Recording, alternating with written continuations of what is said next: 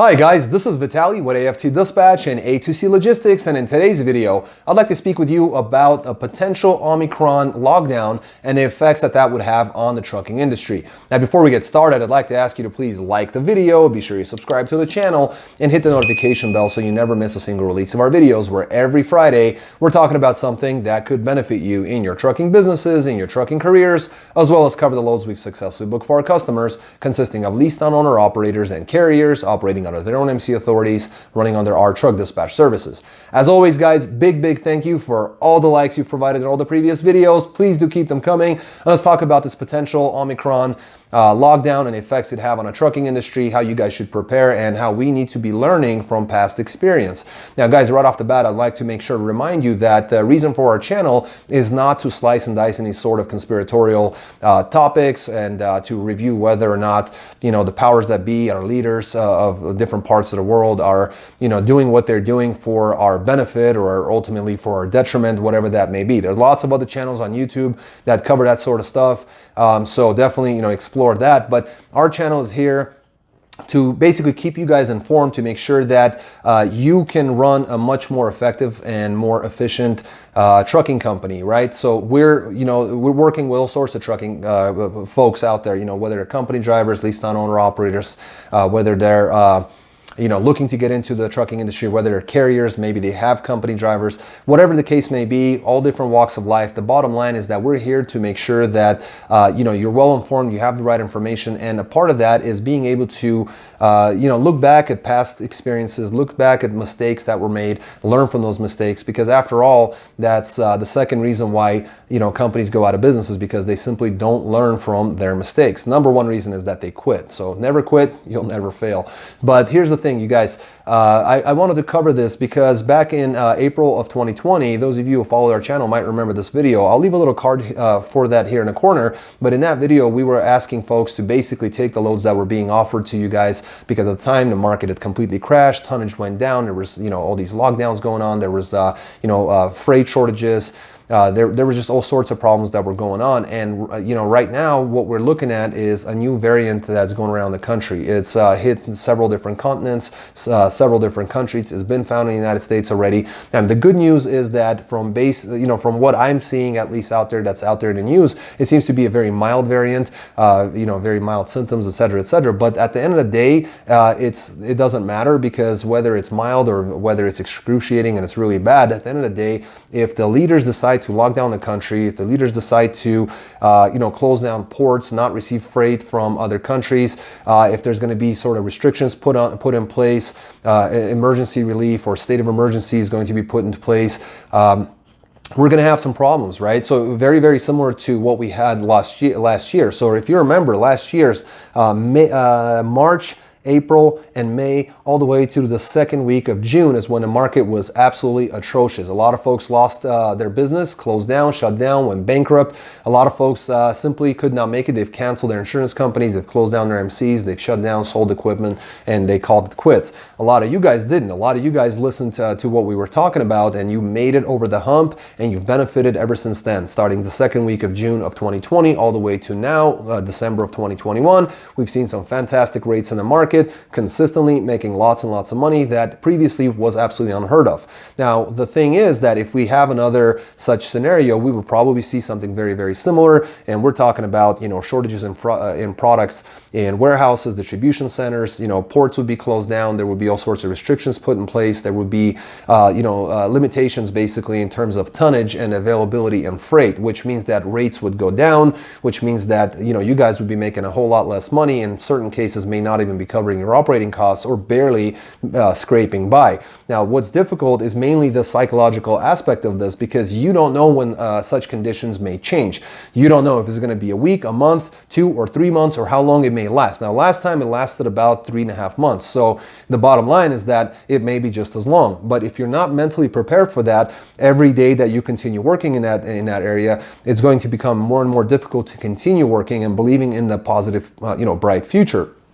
The other thing that you have to remember is that, as you're losing this money, because the market doesn't just fall all of a sudden in one day, what ends up happening is that it gradually declines until it reaches a floor, right? And so what happens is that a lot of truckers, and we saw this in the past, they basically see the rates going down, but they don't realize that this is a continual trend that's going down. And so they don't take the freight. They're waiting for another day, another week, a better month. And so in the process, they're losing opportunities, which in the end, they're just shooting themselves in the foot, and they're losing every opportunity that's actually provided to them. You have to trust dispatch that they know what they're doing, and they're going to get you the very best loads that are available out there. Our guys are very, very experienced. Have been doing this for years, and they know what they're doing. They're always looking out for your best interest. But it's going to have to be you playing that mental game, making sure that psychologically you're just as strong as you are financially. And speaking of finances, one of the problems that that folks were seeing, and one of the reasons why people were going out of business, is because financially they were not stable.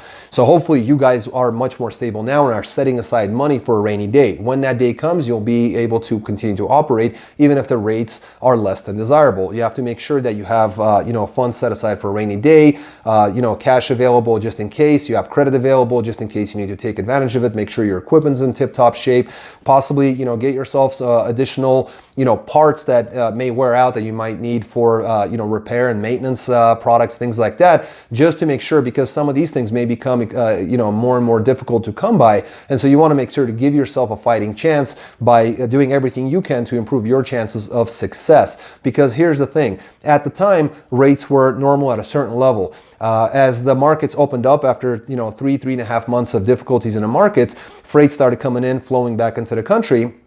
And what was happening was, warehouses, distribution centers, ports opened up, all this freight came in, but lots of companies had closed down, which in addition to already the shortages in the trucking industry of truck drivers and, companies out there, this exacerbated the problem more, which made the rates go up. Basic economics, right? So supply and demand. So what would happen in this case is something similar happen, is that we will already have a higher baseline because the rates are already higher. So once they actually decline and they were to pop up, there would be less companies on operation, more freight would be coming in, and the supply and demand would be even further highlighted in this aspect. So rates would be even higher. So if something like that happens, hold on to dear life, get through that period of time, because what would to come afterwards, once you get over that hill, would be even better rates. And our guys are going to be there for you every step of the way. So just trust dispatch, make sure you're financially stable, things are going well, and basically wait out the period. Do not quit. If you quit, that's it. It's over. By the way, last week we didn't make a video. It was another really, really great week. We had several truckers that made really good money. We've had guys making between $4 and $5 a mile per average. So it was a great week. I wish I made a video for you guys, but being that it was Thanksgiving, I spent the time with the family. I hope you had a good turkey day and got to spend time with your friends and family, and things went very, very well. This week is no exception. We actually had one guy hit over $15,500 with a average rate of just under $5 a mile. So we'll cover that in the second portion of this video. For now, guys, if you haven't liked the video, please hit that like button. Make sure you're subscribed to the channel, and leave your comments in the comment section below in terms of how you're preparing for this, what your thoughts are about this whole situation with the Omicron and the variant, the lockdowns, and all the things that are going on in the country. So I'm going to switch over to camera. We're going to look over the loads, and I'll see you guys in just a moment. Welcome back, guys. Let's take a look at some of these loads. We're going to start off with a reefer. This reefer's coming out of Fort Morgan, Colorado, going to Omaha, Nebraska. 38,000 pound load of fresh beef at 28 degrees on a reefer, 461 miles booked at $1,400, got them $304 a mile. Then Des Moines, Iowa to Salem, Virginia. It's a 38,000 pound load again, this time fresh pork at 26 degrees on a reefer, 954 miles booked at $5,400, got them $566 a mile. Now Mount Crawford, Virginia, going to Denver, Pennsylvania, 39,000 pound load of food products at 34 on a reefer, 241 miles booked at $2,000, got them $830 per mile. Then Kennett Square, Pennsylvania, with a 1-pick 2-dropper going to Wintersville, Ohio, and Warrensville, Ohio. It's a 25,000 pound load of mushrooms at 34 degrees on a reefer, 438 miles booked at $2,200, got them $502 a mile.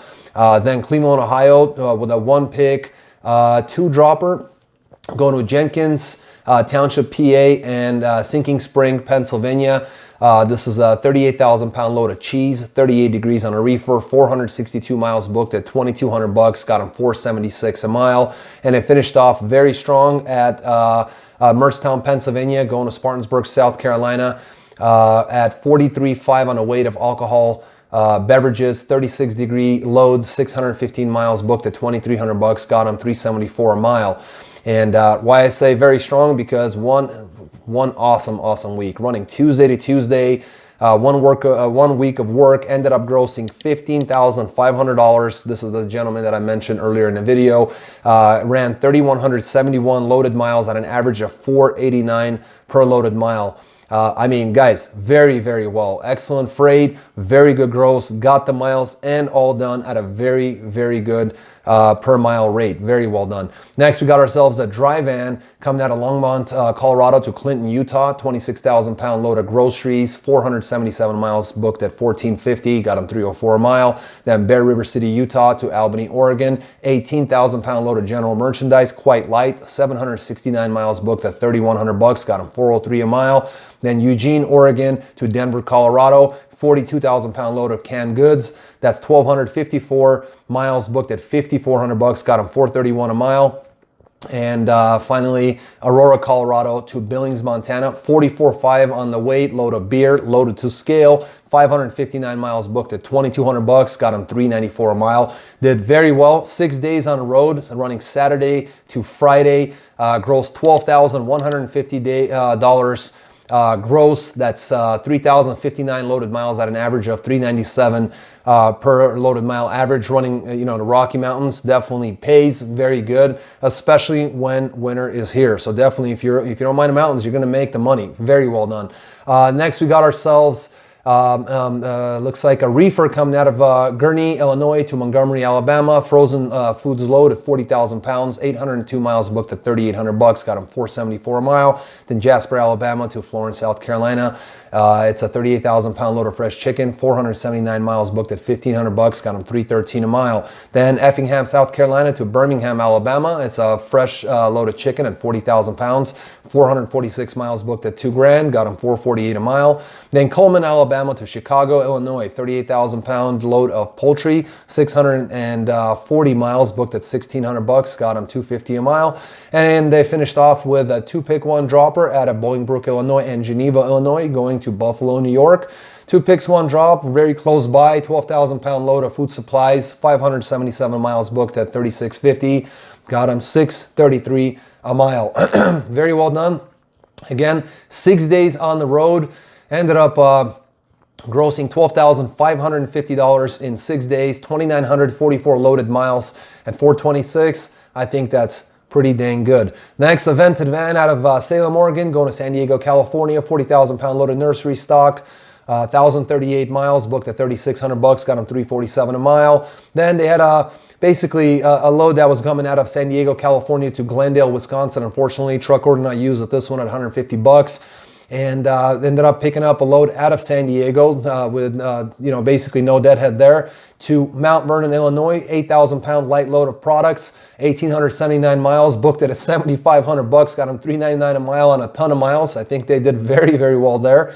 And then Dahlgren, Illinois to Normal, Illinois, 40,000 pound load of agricultural products, 213 short miles at $11.50, got them $540 a mile. They killed it. 6 days on the road, vented van, total road time, 6 days, total gross $12,400 in gross for the week, averaging $396 per loaded mile, running 3,130 loaded miles. Again, well done. That's a vented van. Next one's really awesome. 1 pick, 2 dropper, coming out of Yuma, Arizona to Chelsea, Massachusetts, and a final in White River Junction, Vermont. It's a 39,000 pound load of leafy greens. It was lettuce, cilantro, romaine lettuce, 34 degrees on a reefer. Both of the facilities were first come, first served on a delivery, easy peasy. 2,963 miles, booked at $11,000 on this one. That's $371 per loaded mile on a ton of miles. They called it goods, took them 6 days on the road. For 1 load, $11,000 that they grossed 2,963 loaded miles at an average of 371. I think that was definitely a good 6 days. Next, we got ourselves a reefer coming out of Lincoln, Nebraska, going to Brundage, Alabama. 40,000 pound load of fresh pork. Walmart delivery, 1,041 miles, $5,600. Got them $538 a mile. Then Enterprise, Alabama to Chicago. 30,000 pound load of fresh chicken, 839 miles, booked at 1987, got them 237 a mile. And then Darien, Wisconsin to Bedford, PA, it's a Walmart delivery of 43,000 pound load of sweet corn at 0 degrees and a reefer, 650 miles, booked at $4,000, got them 615 per mile. These guys ran Monday to Monday, got their 34-hour reset and included over the weekend, grossed $11,587 in gross, ran 2,530 loaded miles at an average of $458 per loaded mile average on this reefer. And we're going to finish off with another reefer coming out of Washburn, Maine to Memphis, Tennessee, 41,000 pound load of frozen French fries, 0 degrees continuous, 34-hour reset included on this load, 1,697 miles, booked at $5,200, got them 306 per mile. Then Jonesboro, Arkansas to Opelika, Alabama, 42,000 pound load of frozen foods. It's a Nestle to Walmart delivery at a -1 on a reefer, 425 miles, booked at $2,800, got them $659 a mile. Then Fairburn, Georgia to Pensacola, Florida, 32,000 pound load of snack foods at 55 degrees on a reefer, 306 miles, booked at $1,736, got them $567 a mile. They finished off with Morton, Mississippi, going to Kansas City, Missouri. 40,000 pound load of fresh chicken at 30 degrees on a reefer, 661 miles, $1,800 booked at $272 per mile. These guys did a week on the road, got their 34-hour reset included over the weekend, ran 3,089 loaded miles at an average of $373 per loaded mile average, and ended up grossing $11,536 for the week. And very well done considering they're starting out in Maine and ending up in Missouri. They're looking at a very good week to come. So very well done. As you can see, guys, a solo driver reefer at $15,500 gross for the week. That's over $2,200 a day consistently. Very well done. And other guys too. A lot of these drivers are making very close to that amount running 6 days. You can be doing the same thing. My point is that this is what we do. This is what we specialize. We've been doing this for a long time. If you're a leased on owner operator looking for a really good opportunity, we're here to help you. Same thing if you're a carrier, running under your own MC authority. We've been doing this a long time. We work with you guys as well. Just reach out to us, give us a call or text us at 801-448-6363 or get more information on our website at aftdispatch.com/go. You can also fill out our chat box at the bottom of every one of our web pages on our website. Fill it in, get the information over. We'll call you, get in touch with you, provide you all the information, all the questions answered, and get you going with our services. But ultimately, make sure, like I said in the first part of the video, save for a rainy day, take care of your equipment, make sure you got your mental game ready to go in case we do have some difficulties coming up in the near future in the market. But until next week, guys, stay healthy, be wealthy. Take care.